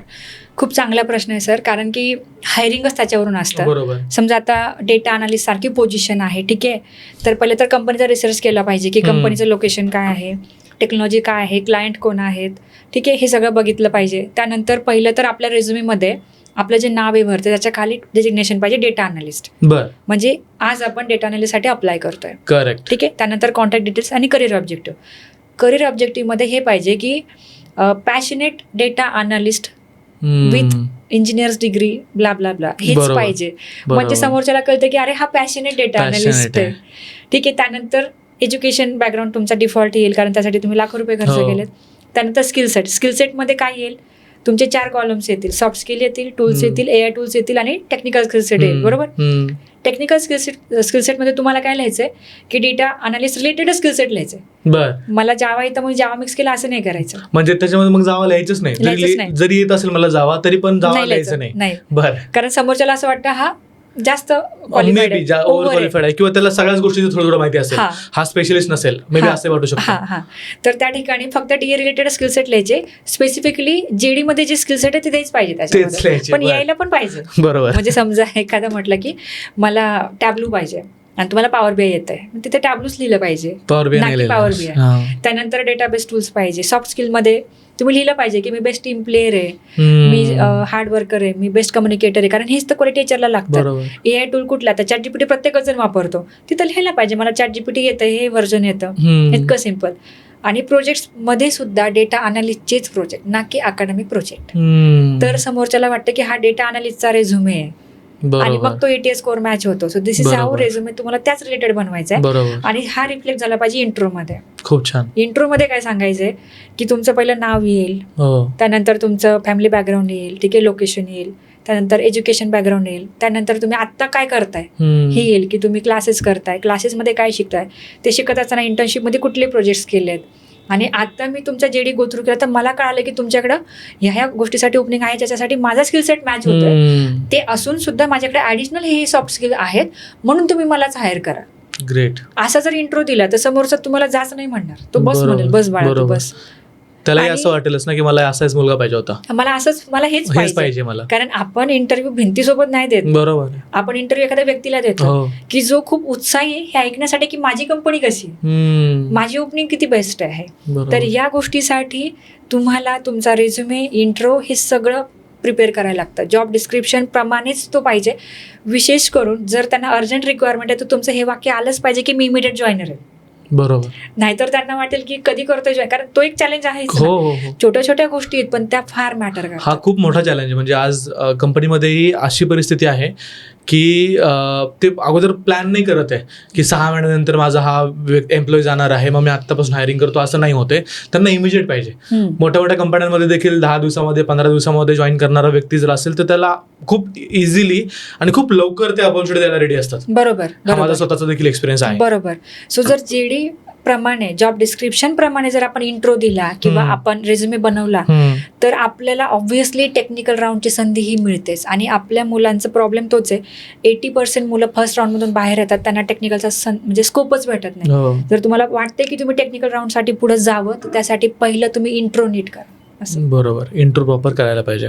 आता मला एक सांगा की कोडिंग ही महत्त्वाची आहे, पण IT मध्ये जॉब करण्यासाठी कोडिंग लागतेच का? की जर एखादा व्यक्ती आहे, मी IT सपोज माझं IT मधली डिग्री आहे माझी, पण मला कोडिंगची भीती वाटते, मला कोडिंगमध्ये नाही करायचं, तर त्याचं काही करिअर होऊ शकतं? व्हायला होईल, म्हणजे सुरुवात होईल. जसं मार्केट रिसर्चचा जॉब आहे तर तो करू शकतो, नाही असं नाही. पण असं नाही ना होणार की त्या जॉबवरती लाईफ माझी जाईल, असं तर नाही होणार ना. ग्रोथ आपली फर्स्ट स्टेप ही आपली 10वी स्टेप असूच शकत नाही. बरोबर. तर सुरुवात ही होऊ शकते विदाउट कोडिंग. बट मला असं वाटतं की जर आपल्याला ग्रोथ हवी आहे त्या ग्रोथसाठी का होईना आपण अपग्रेड केलंच पाहिजे का? कारण ती लँग्वेज तर अशी गोष्ट आहे की जी तुम्हाला क्रिएटिव्ह काम करायला भाग पाडते. बरोबर. तुमच्या टूलला काही लिमिटेशन्स आहेत तर तुम्ही त्या लिमिटेशन प्रमाणेच ते करणार. आणि टूलमध्ये ज्या गोष्टी आहेत, समजा तुम्ही एखादं सॉफ्टवेअर शिकलाय, बेसिक टूल पॉवर बीआय सारखं, जर त्याच तुम्हाला येतं ते 10 लोकांना येऊ शकतं. पण लँग्वेजमधून जे तुम्ही क्रिएटिव्हिटी ऍड करता हे प्रत्येकालाच येऊ नाही शकत. बरोबर. त्यामुळे लँग्वेज शिकली पाहिजे असं मला वाटतं. करेक्ट. सपोज आज एखादा मुलगा आहे जो आपला पॉडकास्ट पाहतोय आणि एकदम बिगिनर आहे, त्याला आयटीचा काही गंध नाही आहे, त्याला स्टेप बाय स्टेप तुम्ही काय करिअर ॲडवाईस द्याल की त्याने स्टेप बाय स्टेप काय गोष्टी केल्या पाहिजे की तो एका चांगल्या IT कंपनीमध्ये लँड होईल? मला असं वाटतं की पहिली स्टेप ही पाहिजे की बेसिक लँग्वेज शिकलं पाहिजे, ॲटलीस्ट जावा, पायथन, एकदम बेसिक. असं नाही की मला डायरेक्ट साईटच बनवायची, कन्सेप्च्युअल अंडरस्टँडिंग शिकलं पाहिजे, छोटे छोटे कोड बनवले, जसे कॅल्क्युलेटर आहे किंवा बेसिक गोष्टी बनवल्या पाहिजे. तो पहिला त्याने स्टेप उचलला पाहिजे. त्यानंतर हळूहळू framework, advance database like MongoDB आणि ह्या सगळ्या गोष्टी. अच्छा. त्यानंतर मग वेबसाईट्स आणि ऍप्लिकेशन्स, ह्या गोष्टी बनवल्या पाहिजेत, तेव्हा कुठं मग तो त्या स्टेजला जातो, चांगल्या जॉबला लँड होतो. पण बऱ्याच मुलांना काय वाटतं, जसं की एखादा छोट्याशा तळ्यातला बेडूक कसा असतो, तो म्हणतो हेच विश्व आहे. हा विषय झालाय की म्हणजे जसं मी मगाशी म्हटलं की डिग्रीला चांगले मार्क पडले मग मला सगळं येतं, हा लय गोड गैरसमज आहे. आणि विशेष करून पालकांसाठी माझं हेच म्हणणं आहे की पालकांना असं वाटतं की माझ्या मुलाला सगळं येतं कारण त्यांच्या समोर तो स्टडी करतोय, तो पण करतोय, ऍग्री. पण इंडस्ट्रीमध्ये काम करायला लागणाऱ्या ज्या गोष्टी आहेत तर त्याचा रोड मॅप हवा. बरोबर. की जर एखाद्याला बेस्ट डेटा सायंटिस्ट बनायचंय तर त्यांनी पायथन प्रोग्रामिंग लँग्वेज शिकली पाहिजे, त्याने डेटाबेस टूल शिकले पाहिजेत, ह्या सगळ्या गोष्टींपासून सुरुवात केली पाहिजे, तेव्हा कुठं तो लँड होईल डेटा सायन्सला. बरोबर. पण जर तो म्हणतो की नाही मला डायरेक्ट NLP शिकायचं, ते NLP कधीच करणार नाही, कारण NLP साठी 10 गोष्टीचं नॉलेज आधी असलं पाहिजे, त्याशिवाय तुम्ही करू शकत नाही. आज म्हणजे 2 दिवसापूर्वी आमचा एक स्टुडंट आहे आदिनाथ म्हणून सोलापूरचा, तर त्यांना AI इंजिनियर म्हणून पोझिशन भेटली. सो मी सगळ्या स्टुडंटला त्या मुलाची सक्सेस स्टोरी फक्त व्हिडिओज नाही रेकॉर्ड केला, पण सगळ्यांसमोर घेऊन गेले. मी याच्यासाठी घेऊन गेले होते की त्या मुलाकडे एक 200 पानाची वही होती आणि त्यावरती एक 3 कलर्सच्या पेननी नोट्स काढल्या होत्या सगळ्या. आणि त्या नोट्समध्ये सगळ्या गोष्टी डायग्रामॅटिकली एक्सप्लेन केल्या होत्या की NLP कसं चालतं, लिनियर रिग्रेशन काय आहे, म्हणजे डेटा सायन्सचे कोर कन्सेप्ट कसे असले पाहिजे ते सगळं एक्सप्लेन केलं होतं. सो त्या मुलाने म्हणजे त्याचं पहिलं TCS मध्ये झालं होतं, दुसरं एका कंपनीमध्ये, तिसऱ्या राऊंडमधून तो बाहेर आला, मुंबई लोकेशनच्या जी आम्ही शेड्यूल केली होती. आणि 3च दिवसात आम्ही पुढची कंपनी शेड्यूल केली, ज्या कंपनीमध्ये रॅग हे एक गोष्ट आहे डेटा सायन्समध्ये, त्याच्यामुळे तो रिजेक्ट झाला होता. हे त्यांनी त्या इंटरव्ह्यूमध्ये विचारलं की मी आज 3rd राऊंडमधून बाहेर आलोय, कशामुळे मी बाहेर, तुम्हाला काय अपेक्षित होतं? तर त्याने सांगितलं की ही गोष्ट जी तू सांगत होतास रॅग, तर ही तुला प्रॅक्टिकली यायला हवी होती, म्हणून तुला आम्ही हायर नाही करू शकत आता. त्या मुलाने 3 दिवसाचं प्रिपरेशन केलं आणि तो पुढच्या कंपनीमध्ये रॅगवरतीच प्लेस झाला, कारण तीच विचारलं होतं इंटरव्ह्यूमध्ये. ग्रेट. म्हणजे किती इम्पॉर्टंट आहे ही गोष्ट, किती इम्पॉर्टंट आहे. आणि फीडबॅक विचारणं देखील महत्त्वाचं आहे. तर त्या मुलाला फक्त माझी एकच लाईन खूप आवडली, ती ही होती की जोपर्यंत आपण त्या गोष्टीत पडत नाही, आपण हे कसं काय ठरवतो की ती गोष्ट अवघड आहे. आपण त्या गोष्टीत पडल्यावर ठरवू शकतो ना, बरोबर, की मी 6 महिन्याचा वेळ दिला आणि आता मला ती जमत नाही किंवा मला ती जमते, पण 6 महिने होण्याच्या आधीच मी हे नाही ठरवू शकत की डेटा सायन्स अवघड आहे. बरोबर. फक्त ह्या एका वाक्यावरती त्या मुलांनी DA ला ऍडमिशन घेऊन डेटा सायन्सचं स्वतः अपग्रेड केलं होतं आणि तेवढ्यात ब्युटिफुल नोट्स काढल्या होते की आम्हाला इन्स्पिरेशन वाटलं, म्हणून आम्ही AI साठी प्रोसेस केलं आणि तो मुलगा AI ला 3 lakhsला प्लेस पण झाला. ग्रेट. इतकं अमेझिंग जर्नी. म्हणजे मला हेच म्हणायचं की जर तुम्हाला टूलवरती जॉब भेटतो तर तुम्ही नक्की घ्या, मला ऑब्जेक्शन अजिबात नाही. पण जर तुम्हाला 3 lakhs 4 lakhs किंवा अबोव पॅकेज पाहिजे तर त्यासाठी तुम्हाला लँग्वेज शिकल्याशिवाय पर्याय नाही. बरोबर. मला एक थोडंसं कन्फ्युजन आहे. काही मुलांना वाटतं की IT मध्ये स्टार्टिंगचे जॉब हाय पॅकेज मिळू शकतात, काही मुलांना वाटतं की 3 लाख 4 लाख सफिशियंट आहे. तर मी स्वतःचं ॲनालिसिस कसं करायला पाहिजे कोणत्याही विद्यार्थ्यांनी? काहींचे एक्सपेक्टेशन खूप जास्त असतात आणि रिॲलिटी वेगळी असते, त्याचं नॉलेज कमी असतं, स्किल सेट कमी असतात, ज्याला ते एक्सपेक्टेशन्स कधीच मॅच होऊ शकत नाहीत. मग स्वतःचं ॲनालिसिस कसं करायला पाहिजे? 2 इंटरव्ह्यू देऊन फक्त 2 इंटरव्ह्यू दिले पाहिजेत, पण ते झाले पाहिजेत. ते इंटरव्ह्यू झाले पाहिजे. समजून घ्या, पहिल्याच राऊंड मधून बाहेर येत आहे 2 क्वेश्चन विचारून आपल्याला काहीच येत नाही. आपला ना आय कॉन्टॅक्ट चांगला, ना कॉन्फिडन्स चांगला, ना नॉलेज चांगलं आहे. दुसऱ्या इंटरव्ह्यू मध्ये सेम गोष्ट रिपीट करता, समजून घ्या आपण काहीच अभ्यास करत नाही, आपण अंडर एस्टिमेट करतो की आपल्याला सगळं येते पण काहीच नाही. आपण किती पाण्यात होत ते कळेल, 2 इंटरव्ह्यू फक्त द्या. ऍक्च्युअली दिले पाहिजेत, मला असं म्हणायचं, कारण त्याशिवाय नाही समजत. तर त्या गोष्टी आहेत. म्हणजे खूप मुलांना आणि पालकांना असं वाटतं, काही असं पण म्हणतात खूप इंटरव्ह्यू दिले पण काहीच होत नाही. ते दिलेले नसतात सर, ते इंटरव्ह्यू दिलेलेच नसतात का? कारण की ते पहिल्याच इंटरव्ह्यू मधून बाहेर आलेले असतात. सो पहिला जो राऊंड आहे HR राऊंड, बेसिकली त्यावरती जर प्रॉपर वर्क केलं तर सेकंड राऊंडचा चान्स मिळतो ना. पण जर 10 इंटरव्ह्यू मधून तुम्ही फर्स्ट राऊंड मधून बाहेर येतात तर समजून घ्या तुम्ही काहीच शिकत नाही तुमच्या चुकांमधून. तुम्ही काहीच शिकत नाही, तुम्ही तीच चूक रिपीट करताय. म्हणजे तुम्हाला शिकायची इच्छाच नाहीये. तुम्हाला असं वाटतंय की मला सगळं येतंय आणि तो तुमचा गोड गैरसमज आहे. मला हेच म्हणायचंय की तुम्ही सेकंड राऊंडला जाण्यासाठी फर्स्ट राऊंड मधून बाहेर पडल्यावर त्या इंटरव्ह्यूला विचारा की what are the points that I can improve on myself. Correct, जसं त्यांनी विचारलं होतं तुमच्या विद्यार्थ्यांनी विचारलं होतं. मी शिकवते, बसून शिकवते मी. एव्हरी मंथ 15 days माझं कामच आहे. समोर बसा आणि शिकवा. आणि एका एका लाईनमुळे सुद्धा मुलं इन्स्पायर होतात आहेत. बरोबर आणि ते झालं पाहिजे. बरोबर. आपल्याला आपला आरसा दाखवणारं कोणतरी भेटलं पाहिजे. म्हणजे आपण म्हणतो ना की ज्या हाताने मजाक उडाला त्या हाताने टाळ्या पण वाजल्या पाहिजेत. मी पोरांना हे सांगते की आज तुम्ही गडबडला, तुम्हाला नाही बोलता आलं, कोणी तुम्हाला हसतंय, तुम्ही वाईट नका वाटून घेऊ, हे हसणारे लोकच पुन्हा टाळ्या वाजवतील, असं तुम्ही काम करा. बरोबर. म्हणजे एवढं इन्स्पायर होण्यासारखी तुमची जर्नी असली पाहिजे. करेक्ट. या गोष्टीत नाहीतर मग आपली रिप्लेसमेंट तर कधीच येऊन जाईल. असं. बरं, तुम्हाला काय वाटतं की फ्युचर जे असेल आपलं पुढचं 8-10 वर्षांचं, त्याच्यामध्ये कुठले डोमेन जे असतील ते सेफ असतील करिअरच्या पॉईंट ऑफ व्ह्यूनं, जॉबच्या पॉईंट ऑफ व्ह्यूनं? डेव्हलपमेंट असेल, क्लाउड असेल. कारण क्लाउडमध्ये कसं आहे, कुठली छोटीशी कंपनी असू द्या, त्यांना स्टँडर्ड क्लाउड पाहिजे. ते रिस्क घ्यायला रेडी नाही आहेत की बाबा चला ठीक आहे मी लोकल क्लाउड घेतलं ते बंद पडलं, नको. माझा बिझनेस 24/7 विजिबल राहण्यासाठी मला स्टँडर्ड क्लाउड पाहिजे. जसं ॲझ्युर आहे, गुगल आहे, अजून वेगवेगळे आहेत. सो त्या जॉब्सकडे आपण केलं पाहिजे. दुसरं डेटा सायन्स रिलेटेड जे फील्ड आहे तिकडे मूव्ह ऑन केलं पाहिजे. मला आज खूप इझी वाटतंय, सोपं वाटतंय म्हणून मी आहे त्याच फील्डमध्ये राहिलो असं नाही करायचं. डेटा सायन्समध्ये जर जास्त पॅकेज असेल तर तिकडे मूव्ह ऑन केलं पाहिजे. डेव्हलपमेंट आहे, डेव्हलपमेंटमध्ये गेलं पाहिजे. त्याला कधी स्मरण नाही. लास्ट 35 इयर्स झाले, अजून त्याच्यामध्ये जॉब्स आहेतच ना. सो आज मला अवघड वाटते, कदाचित मी अजून प्रॅक्टिस केल्यानंतर उद्या मला सोपंही वाटेल. अशा काही फील्ड आहेत जसं की development, data science, cloud, that's it. एवढंच सांगेल मी. याच्या पुढे 3-4 फील्ड केलं पाहिजे. किंवा फार तर फार लिडरशिप क्वालिटीज, त्याच्यामध्ये सेल्स, IT तसंच इतका पण सोपा नाहीये. बरोबर. आणि ठरवसं इतका पण अवघड नाहीये. बरोबर. पण त्याच्यामध्ये पण थोडंसं आपल्याला टेक्निकल अंडरस्टँडिंग चांगलं असायला पाहिजे. करेक्ट. तुम्ही आता एवढ्या सगळ्या मुलांना ट्रेन केलेलं आहे, शेकडो विद्यार्थी तुमच्या इथे क्लासेसमध्ये असतात. असा एखादा विद्यार्थी आहे की जो विद्यार्थी जेव्हा तुमच्याकडे आला तेव्हा त्याच्याकडे स्किल्स किंवा एकदम म्हणेल की शून्य होता, पण नंतर त्याने इम्प्रूव्ह केलं स्वतःला, एक कंटिन्युअसली काहीतरी शिकत गेला, स्किल्स अपग्रेड करत गेला, तुमच्याकडून वारंवार फीडबॅक घेत गेला आणि आता चांगल्या ठिकाणी आहे. ज्याने शून्यातून सुरुवात केली नाही त्यानेच काहीतरी अचीव्ह केलं, असा एखादा विद्यार्थी? खूप आहेत असे, खूप आहेत. कारण की काही मुलं असे आहेत ना सर की ज्यांना सांगेपर्यंत दम नाही. बरं. म्हणजे लिटरली ज्यावेळेस मुलांना त्यांना कळतं की बाबा आज HR राऊंडमध्ये मला नाही बोलता आलं, तर अख्खा दिवस प्रॅक्टिस करत बसतात ऑफिसमध्ये, रट्टा मारत बसतात. आम्ही कधी आता बंद करायचे 6ला, तुम्ही जा घरी असं सांगायला आहेत असे. बरं. आणि विशेष करून जे पब्लिक स्पीकिंगमध्ये खूप वीक आहेत, तर असे मुलं सरप्राईजेस क्रिएट करतात आमच्या ऑफिसमध्ये. ज्यावेळेस प्लेसमेंट झाल्यावर मी त्यांना घेऊन जाते पुन्हा माझ्या क्लासमध्ये, तर बाकीचे शॉक होतात, अच्छा ही प्लेस झाली, हा पण प्लेस झाला, याला तर किती वेळ लागायचा बोलायला, आणि हा प्लेस झालाय, व्हॉट अँड शॉकिंग थिंग. तर हे शॉकिंग गोष्टी घडल्यात, ह्या झाल्यात. त्याचं रिझन हे की जसं की मी मगाशी म्हटलं की इंजिनियर आदल्या दिवशी अभ्यास करतात, तसे या पोरांनी केलेलं आहे प्रिपरेशन.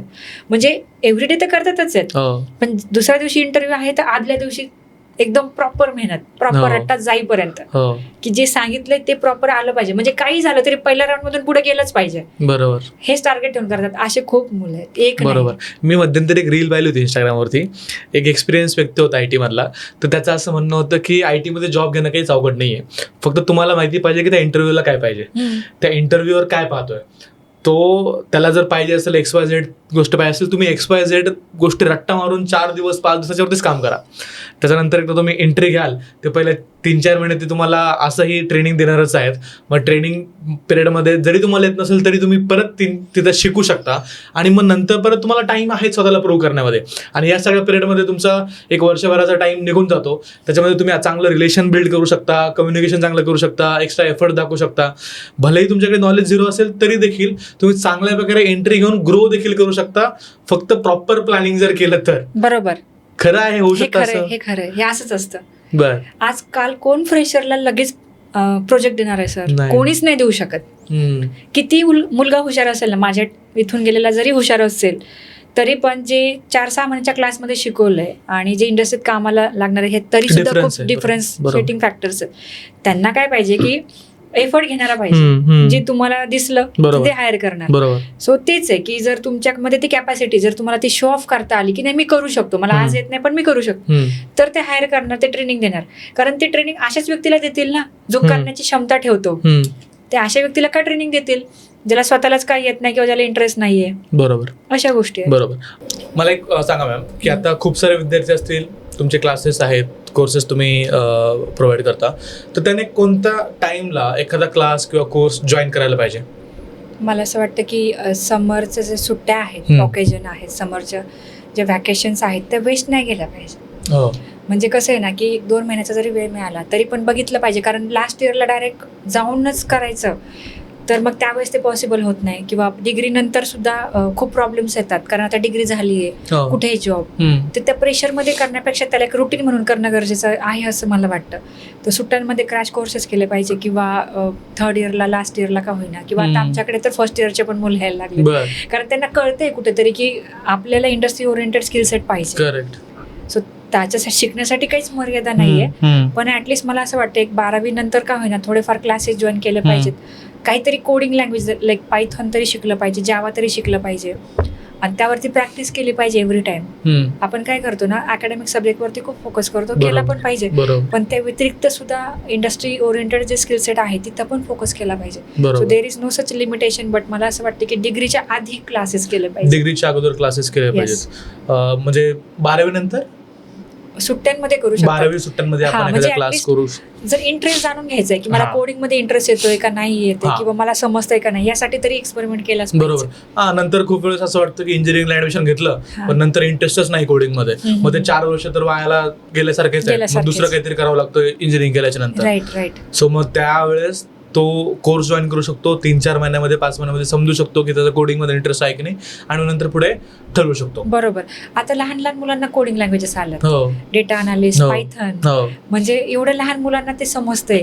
विशेष करून माझी आय थिंक पहिली म्हणजे माझी मुलगी फर्स्ट स्टँडर्डला आहे बर आणि तिला विषय ICT, बर तर त्याच्यामध्ये ते सगळं शिकवतात की standard ChatGPTचा मध्ये. उपयोग कसा करायचा, हे सगळं शिकवतात. म्हणजे आताच्या जनरेशनला जर हे सगळं आधीपासूनच माहिती. विशेष करून तिच्यासाठी आम्ही कम्प्युटर आणलाय घरी, बर. की मी हा विचार करते की मला तिला कम्प्युटर शिकायचं तर ते समोर तरी पाहिजे. हो. मग ती कीबोर्डच्या कीज असतील, विशेष म्हणजे शॉर्टकट कीज आहेत की ज्या आम्ही एका इंटरव्ह्यूसाठी मुलांना सांगत होतो की शॉर्टकट कीज वापरा हो टायपिंग स्पीडसाठी, हो. त्या आता पहिलीच्या मुलाला आहेत. बरोबर. तर मला असं वाटतं ऍटलिस्ट 10-12 नंतर एक्सपेरिमेंट केल्या पाहिजेत. बरोबर. आपण कम्प्युटर्स बघतोय 10वी-12वी नंतर, असं तर नाही झालं पाहिजे ह्या जमान्यात तरी. करेक्ट. पण जे आपल्याला स्पेशलायझेशनचे जे कोर्सेस आहेत, डेटा सायन्स असेल, डेव्हलपमेंट असेल, हे डिग्रीच्या आधीच केले पाहिजेत असं मला वाटतं. बरं. खूप सारे मध्यंतरी ले ऑफ्स वगैरे देखील झाले.